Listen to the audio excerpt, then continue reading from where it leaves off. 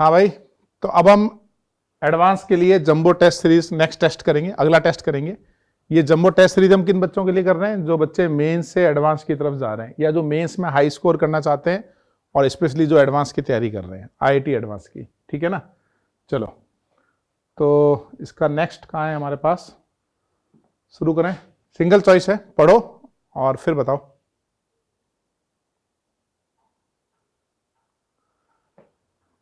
कितने ट्राइपेप्टाइड बनेंगे, है ना?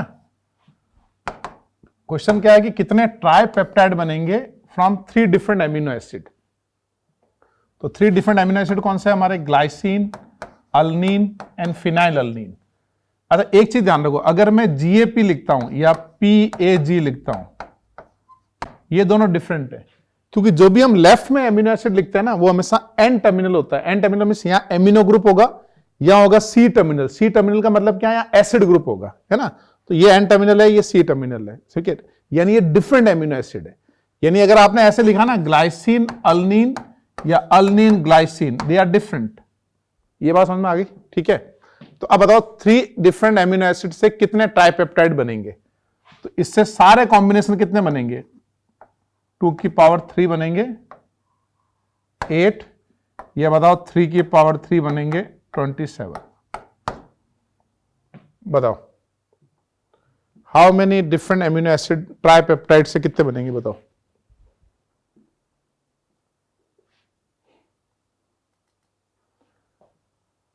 ये और इजी करते हैं इसको। अगर 2 एमिनो एसिड होते हैं तो उससे कितने बनते हैं? 2 एमिनो एसिड से कितने डाइपेप्टाइड बनते हैं? 2 की पावर 2 बनते हैं ना, 4। तो 3 एमिनो एसिड से कितने ट्राइपेप्टाइड बनेंगे? 3 की पावर 3 बनेंगे 27। इसका आंसर आएगा 27। सारे पॉसिबल कॉम्बिनेशन लेने पड़ेंगे। ठीक है, ये इंटरमॉलिक्यूलर फोर्सेस स्ट्रॉन्गेस्ट किस में होते हैं? होपफुली आपने एनसीईआरटी से पॉलीमर की रीडिंग लगा ली होगी। स्ट्रॉन्गेस्ट इंटरमॉलिक्यूलर फोर्सेस किस में होते हैं? बताओ। स्ट्रॉन्गेस्ट होते हैं हमारे पॉलीएमाइड एंड पॉलीएस्टर में, और वीकेस्ट किस में होते हैं? हमारे रबर में होते हैं, है ना? तो स्ट्रॉन्गेस्ट इंटरमॉलिक्यूलर फोर्सेस होंगे पॉलीएमाइड एंड पॉलीएस्टर, यानी नायलॉन या फिर वो डेक्रॉन वगैरह था ना, पॉलीएमाइड पॉलीएस्टर, उनके अंदर होते हैं स्ट्रॉन्गेस्ट। इसी में वीकेस्ट पूछा होता तो रबर्स होते हैं। थर्ड बताओ। इसमें हॉफमैन एग्जॉस्टिव मिथाइलेशन करेंगे तो पहले N का अटैक CH3 पे होगा, और आप 3 बार SN2 करने के बाद ये सॉल्ट बनेगा, और फिर Ag2O से I- की जगह पे आएगा OH-, उसको हिट करेंगे। तो 2 ऑप्शन है, हम ये अल्फा से ये निकलेगा, बीटा से ये H निकलेगा, इस बीटा से ये H निकलेगा। तो कौन सा H निकाल सकते हैं? बताओ। यहां कार्बोनाइन बना सकते हैं, यहां कार्बोनाइन बना सकते हैं। इसमें कार्बोनाइन बनते हैं, ये 1 डिग्री कार्बोनाइन बनेगा, ये ज्यादा स्टेबल होगा। इधर से 2 डिग्री बनेगा, तो हमारा मेजर पॉइंट क्या होगा? एल्कीन। तो जब भी ये NMe3 होता है ना, तो टाइम्स स्टेट में क्या बनता है? बीटा पे कार्बोनाइन, और बीटा पे कार्बोनाइन मतलब 1 डिग्री ज्यादा स्टेबल है। तो इससे बन गया हमारे पास 1 पेंटीन। समझ गया आप? तो आंसर सी आ गया ना हमारा। ये ट्राई करो।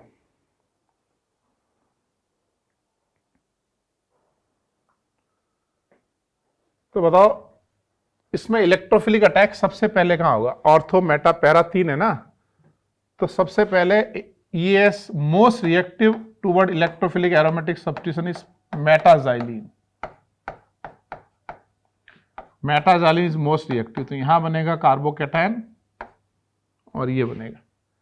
तो मेटाजाइलिन की रेट ऑफ रिएक्शन सबसे ज्यादा होता है, बिकॉज जब ये सिग्मा कॉम्प्लेक्स बनता है ना, तो ये कितने डिग्री कैटायन बनता है? बताओ। 3 डिग्री। यहां भी बनेगा 3 डिग्री, यहां बनेगा 2 डिग्री। तो ये 2 बार 3 डिग्री कैटायन बनता है, और 2 बार 3 डिग्री कैटायन बनने का मतलब ये कैसा कॉम्प्लेक्स बनेगा? Stable sigma complex. ये बात समझ में आ रही है?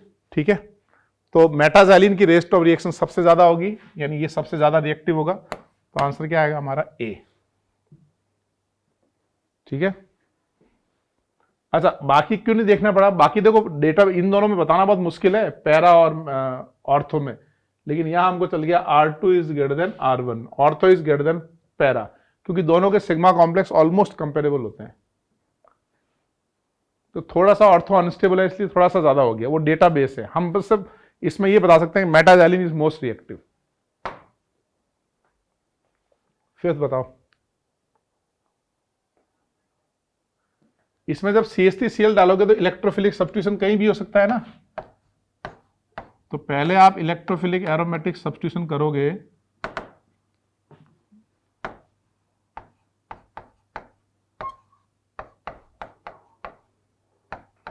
ये बना लिया आपने। इसके बाद इसको आप करो हीट, इसको हीट करोगे तो ये क्या बनेगा हमारे पास, मेसेटिलीन, मोस्ट स्टेबल ट्राइमिथाइल बेंजीन।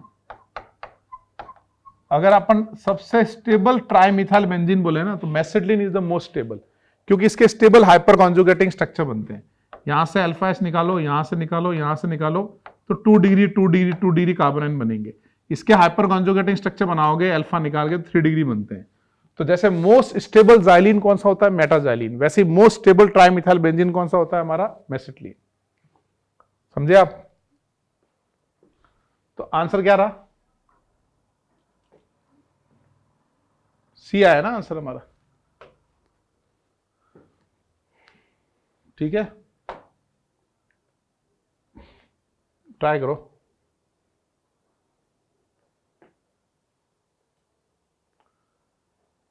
कितने एल्डोल कंडेंसेशन प्रोडक्ट बनेंगे, only structure mixture of S2 bromo. S मतलब आपको एक आइसोमर गिवन है, S कंडेंसेशन करना है, तो एक कंडेंसेशन हम कैसे कर सकते हैं, अल्फा से 2H चाहिए ना एल्डोल के लिए, ये वाटर निकलेगा तो ये कंडेंसेशन हो गया, एक प्रोडक्ट बना। ऐसे ही ये अल्फा H 2H होने चाहिए, ये वाटर निकलेगा कंडेंसेशन, ये अल्फा से 2H से वाटर निकलेगा कंडेंसेशन। तो हमें बताओ कितने कंडेंसेशन हुए, 3 हुए ना हमारे कंडेंसेशन। समझ गए आप? नेक्स्ट बताओ, पॉज करो, ट्राई करो। रिजोल्यूशन किसका करते हैं हम, रिजोल्यूशन का मतलब क्या है, सेपरेशन ऑफ इनेंशियोमर्स। तो ये तो हमारे सिस ट्रांस है, डायस्टीरियोमर है। इसमें क्या है, इसमें 2 3, ये तो पोजिशनल आइसोमर है, दे आर पोजिशनल आइसोमर। ये भी ट्रांस सिस है, ये डायस्टीरियोमर है। डायस्टीरियोमर क्या, सॉरी ये तो आइसोमर ही नहीं है, 1 2 3 4 5 6 1 2, ये तो आइसोमर ही नहीं है। और ये एक दूसरे की मिरर इमेज है, ये इनेंशियोमर है, तो सी आंसर हुआ ना इसका। ठीक है, इनेंशियोमर को हम रिजोल्यूशन करते हैं, उनको सेपरेट करते हैं। एट्थ बताओ भाई, टोटल स्टीरियो आइसोमर निकालना है, ये कार्य सेंटर है, ये कार्य सेंटर है, ये कार्य सेंटर है, ये कार्य सेंटर है। तो बताओ इसके अंदर कितने कार्य सेंटर हुए, इसमें हुए 4 कार्य सेंटर। और इसमें स्टीरियो आइसोमर और सिमेट्री भी आएगी ना, सेंटर ऑफ सिमेट्री भी आएगी इसमें। तो ऑप्टिकली एक्टिव कितने बनेंगे, a की पावर 2 की power n-1, n is number of कार्य सेंटर 8। मीजो कितने बनेंगे, 2 की पावर n/2 -1, यानी 4 हुआ ना, तो ये 2 आया ना। तो टोटल स्टीरियो आइसोमर कितने होंगे, a + m 10। ये फॉर्मूला कब लगता है, सिमेट्री एंड इवन कार्य सेंटर। तो इसमें देखो सेंटर ऑफ सिमेट्री आएगी, वेज डैश करेंगे ना, यहाँ से सेंटर ऑफ सिमेट्री आएगी। तो जब भी सेंटर ऑफ सिमेट्री हो या सिमेट्री हो और इवन कार्य सेंटर हो, ये फॉर्मूले लगेंगे। तो आंसर कितना हुआ, क्या पूछा, total number of stereo isomer possible, तो 10 हुए ना।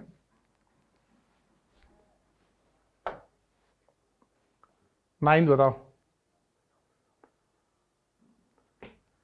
9 थोड़ा रिलेटिवली इजी है, कैसे, ये एनबीएस का स्ट्रक्चर है, एनबीएस इन लाइट, यानी फ्री रेडिकल सब्स्टिट्यूशन होगा ना, तो क्या होगा, alpha H is replace by B R, A आ जाएगा, ये बन जाएगा हमारा, alpha H is replace by B R. 10th बताओ।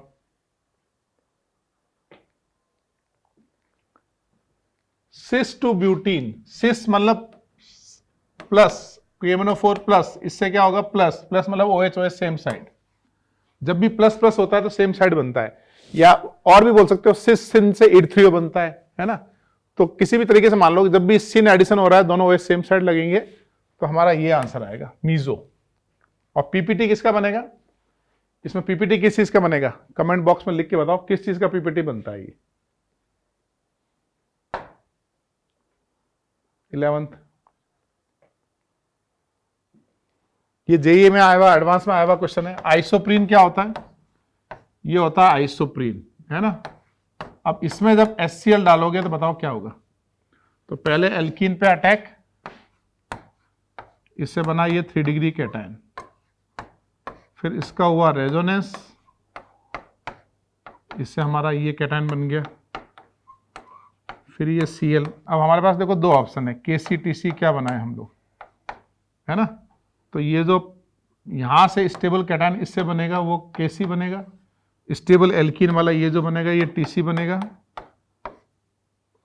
और KCTC वाले वीडियो में हमने डिस्कस किया था कि भाई रूम टेम्परेचर होगा तो हमको हाई टेम्परेचर मानना है, यानी ये मेजर बनेगा। कोई टेम्परेचर गिवन नहीं हो तो रूम टेम्परेचर मानना है अपने को, और उसके अकॉर्डिंग हमको मेजर प्रोडक्ट निकालना है, ठीक है ना। तो ये बन गया। तो आंसर कौन सा रहा हमारा, आंसर आया हमारा बी।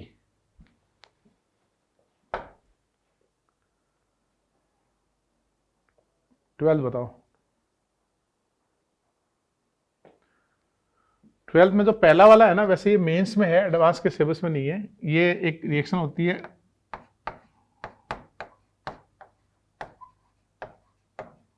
ये हो गया डाइज एल्डर रिएक्शन, है ना। तो ये है हमारा ब्यूटाडाइन, ये है इथीन। इसमें हम लोग क्या करते हैं, इसको हीट करते हैं तो डाइन्स और एल्कीन ऐड हो जाते हैं ऐसे, और ऐड होके ये बनाते हैं ऐसे साइक्लोहेक्सीन। अब आप मुझे बताओ, इन दोनों का डाइज एल्डर करेंगे तो कैसे प्रोडक्ट बनाएंगे। इन दोनों का करेंगे तो आप ऐसे बनाओ, ये लॉक्ड है डाइन्स यहां पे। सपोज करो ये कार्बन नहीं होता, ये नहीं होता तो आप क्या बनाते, ये ऐसे एक 6 मेंबर रिंग बनाते। अब ये कार्बन आ गया, नंबर कर लेते हैं ना ऐसे 1 2 3 4 5। तो 2 3 4 5 रिएक्ट कर रहे हैं ना, ये रहा 2 3 4 5। तो ये जो 1 वाला है ना, ये ऐसे 1 लग जाएगा। ये समझ में आ रहा है, ठीक है ना। तो इसके बाद इसका करेंगे हम ओजोनोलिसिस।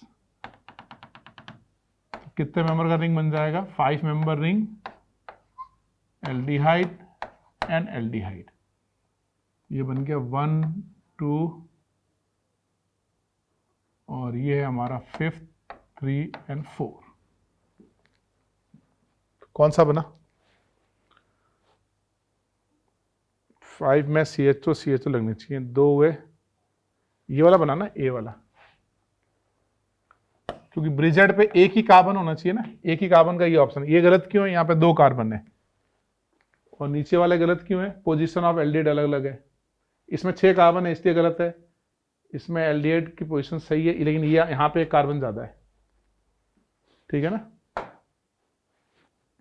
13 बताओ।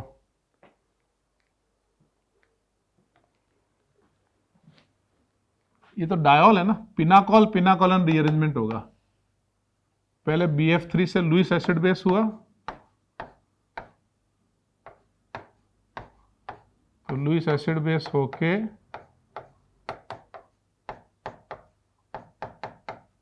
यहां आपने माइनस और प्लस बनाया, फिर ये बॉन्ड ब्रेक किया, तो इससे बना हमारे पास एक कार्बोकैटायन।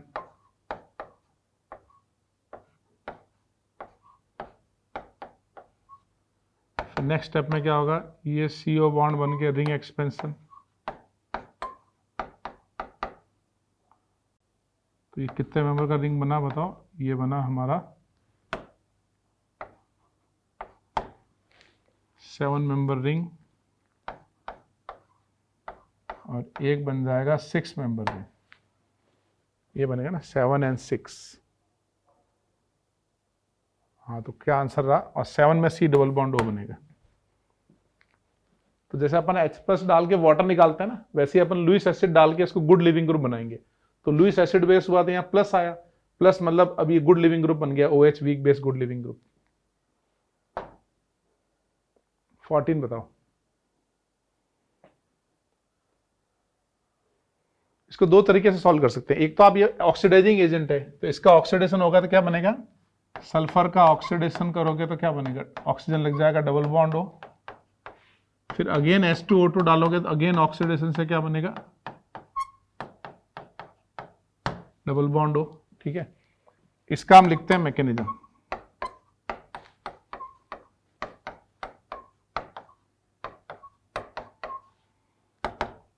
सल्फर का अटैक, ये bond break, weaker peroxy bond है ना, इसके एंटी बॉन्डिंग में अटैक करेंगे, वीकर बॉन्ड है ये, तो इससे आपने सल्फर पे बना लिया प्लस चार्ज, फिर OH माइनस लेगा H प्लस और बनेगा डबल बॉन्ड O। समझ गए आप?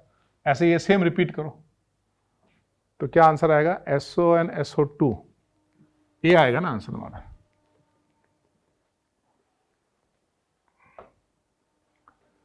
फिफ्टीन बताओ, थोड़ा सा चैलेंजिंग है 15। जैसे अपन अल्काइलेशन करते हैं ना, तो जैसे हमारे पास ये बेंजीन है, ये हैलाइड है, AlCl3 है, तो ये बनेगा अल्काइल बेंजीन, है ना। तो इसमें AlCl3 कैटलिस्ट है, तो ये क्या करेंगे, 0.1 मोल करीब यूज होगा, ठीक है। और ये जब हम असाइलेशन करेंगे,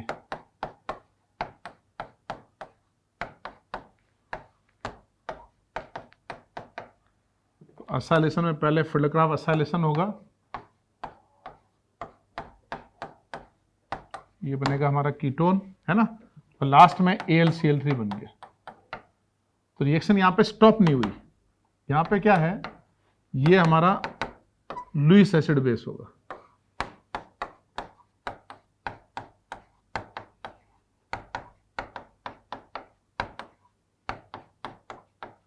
ये बन गया।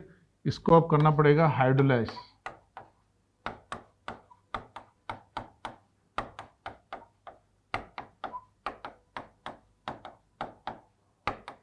ये बन गया, है ना। तो अब देखो, अब हमको पूरा ये इसमें कन्वर्ट करना है ना, तो अब ये तो कंज्यूम हो रहा है हमारा। अब सपोज करो अगर तुमने इसका 0.1 मोल लिया होता, तो ये 0.1 मोल ये बनता, ये कंज्यूम हो जाएगा ना, 0.1 मोल कन्वर्ट हो जाएगा उसमें पूरा, तो क्योंकि वो कंज्यूम हो रहा है। तो अगर हमको 1 मोल बेंजीन की रिएक्शन करनी है 1 मोल एसिड हैलाइड के साथ, तो एटलीस्ट 1 मोल चाहिए, तो हमको 1 मोल से थोड़ा सा ज्यादा ऐड करना है ताकि वो आसानी से रिएक्ट कर जाए। तो कितना चाहिए हमको, 1.1 मोल चाहिए। तो 1.1 मोल करेंगे तो प्रॉपर रिएक्शन हो जाएगी।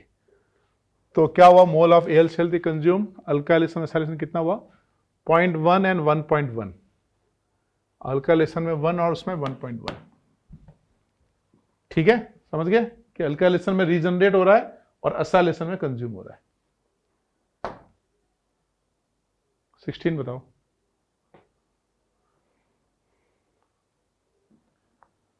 देखो पहले इसको इनिशिएट करना पड़ेगा। सपोज करो आपने RO डॉट इनिशिएटर डाला और CF3I है, तो RO डॉट क्या करेगा, जो भी इनिशिएटर होगा ना, वो सबसे पहले वीकर बॉन्ड को एक्सट्रैक्ट करेगा। पहले वो H लेगा, अगर H नहीं है तो सबसे वीकर बॉन्ड को एक्सट्रैक्ट, उसको वीकर बॉन्ड को एक्सट्रैक्ट किया यानी ब्रेक किया उसको, तो अटैकिंग रिएजेंट क्या बन गया, अटैकिंग बन गया हमारा CF3 डॉट। ये समझ में आ रहा है, ठीक है ना। अब ये जो CF3 डॉट है ये यहां अटैक करेगा, इससे बन गया हमारे पास 2 डिग्री रेडिकल, और ये जो ICF3 है फिर से I डॉट लेगा, यहां लग गया I और यहां लग गया CF3। तो मैं ये समझाना चाह रहा हूं कि जब भी ये एल्कीन के साथ हो ना, CF3I या CH3Br या फिर CBr3Cl, इन सब में क्या करना है, वीकर, पहले आपको H लेना है, इसमें H नहीं तो वीकर बॉन्ड को एक्सट्रैक्ट करना है। तो आयोडीन का बॉन्ड वीक है तो उसको लेंगे, F को नहीं लेंगे। तो ये बन गया हमारा अटैकिंग रिएजेंट, तो फिर एडिशन रिएक्शन आगे प्रोसीड कर देंगे। समझे आप? तो कौन सा आंसर रहा, आंसर रहा हमारा बी, ठीक है। चलो नेक्स्ट ट्राई करो।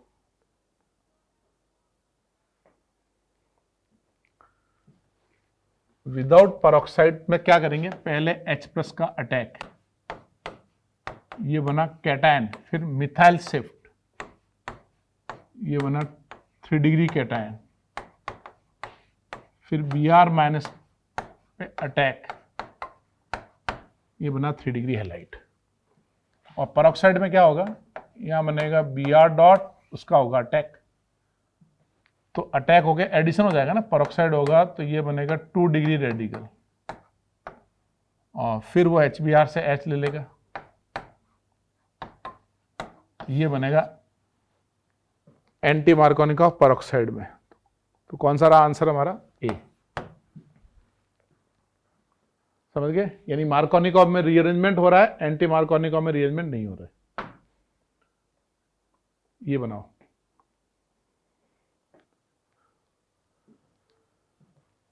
Total number of product including stereoisomer when R3 methyl 1 pentyne react, R3 methyl इन सब से रिएक्ट करेगा तो कितने प्रोडक्ट बनेंगे? देखो R मतलब ये चीज है ना, फिक्स है, ये तो हमारा फिक्स है, ये कार्यसेंटर भी फिक्स है, R दे रखा है। अब मान लो मैं यहाँ HBO करता हूं, तो ये R तो फिक्स है, HBO करेंगे तो यहां बनेगा CHOH, sp2 से sp3 और कार्यसेंटर बन रहा है ना, ये OMDM कर रहा हूं तो 2 प्रोडक्ट बन रहे हैं। ये हमारा OMDM से 2 प्रोडक्ट बन रहे हैं। ये बात समझ में आ रही है? इसमें H2 मेटल करेंगे, ये तो हमारा R फिक्स है, और H2 मेटल से ये बनेगा हमारा इथेन। कितने बने? 1। फिर इसमें हमने HBO किया, ये R हमारा फिक्स है, मतलब इस पूरे को मैं R बोल रहा हूं, इस पूरे को R बोल रहा हूं ना, और इधर HBO किया तो ये बना 1 डिग्री अल्कोहल। ऐसे हम Br2 करेंगे, एक ही बनेगा ना, ये भी Br2 करेंगे तो ये हमारा कार्यसेंटर बन रहा है, ये बन रहा है हमारा रेसिमिक।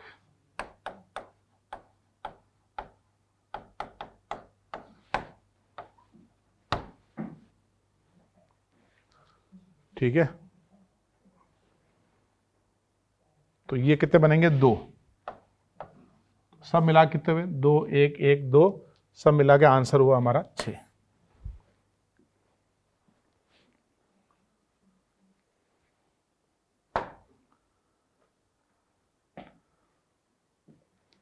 नाइनटीन बताओ। 4 मिथाइल साइक्लोहेक्सीन R4 मिथाइल मतलब फिक्स है, और यहाँ OH डालोगे, osmium tetroxide is just like a cold cabin of 4, तो ये तो हमारा फिक्स है ना, R जो भी है। तो यहाँ हम एक बार बनाएंगे वेज और एक बार बनाएंगे हम डैश।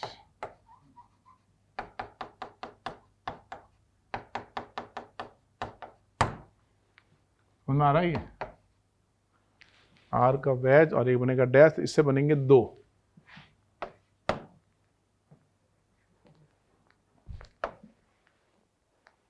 ट्वेंटी बताओ।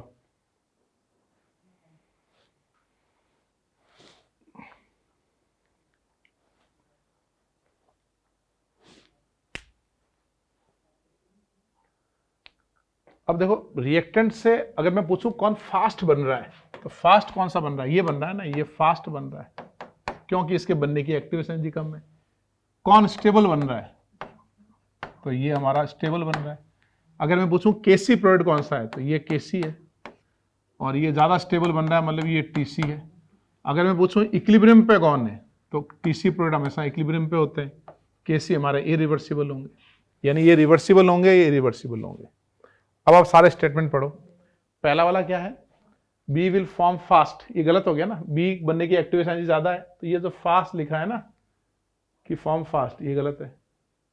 ए विल फॉर्म फास्ट, ये करेक्ट है। And product A will dominate at equilibrium, हाँ ए इक्विलिब्रियम पे डोमिनेट नहीं करेगा, इक्विलिब्रियम पे डोमिनेट तो बी करेगा ना, तो इसका मतलब ये बी वाला गलत है। अब आ जाओ C, product B will be form fast and B will be P dominate equilibrium with both reaction reversible. B will form fast, ये भी गलत हो गया।